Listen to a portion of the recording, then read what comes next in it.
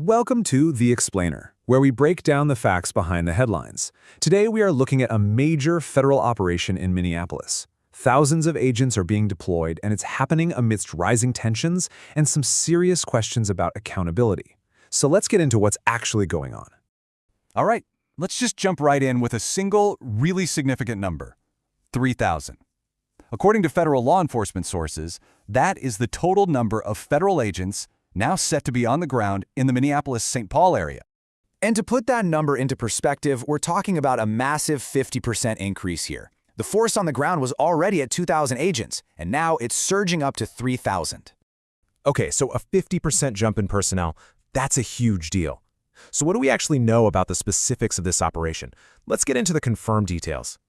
Well, what we know from authorities is that we're seeing an additional 1,000 Customs and Border Protection agents, or CBP agents, hitting the ground.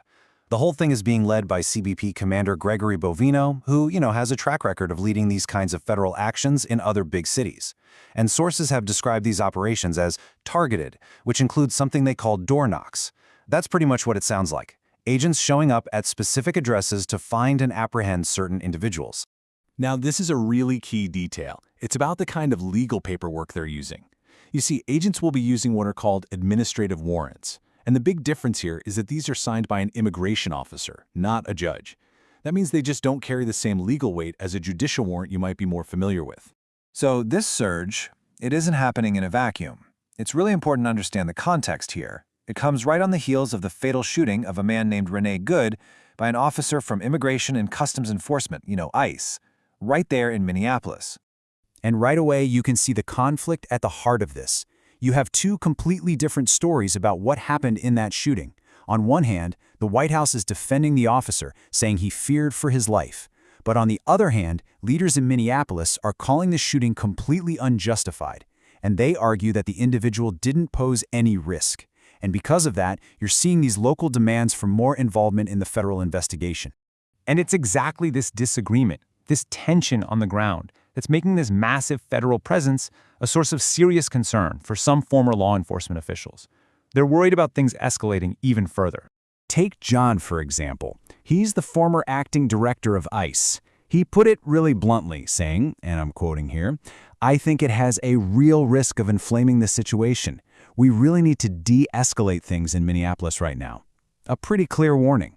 So when you dig into it, experts are really pointing to a few key concerns here. First, there's a worry that this sends a message that federal authorities are just going to disregard input from the state and local level. Second, there's the very real risk of, inflaming passions among protesters. And third, and this is a big one, there's a question about training. The agents being sent in are mostly Border Patrol. Their expertise is in border environments, which is a whole different world from complex urban situations.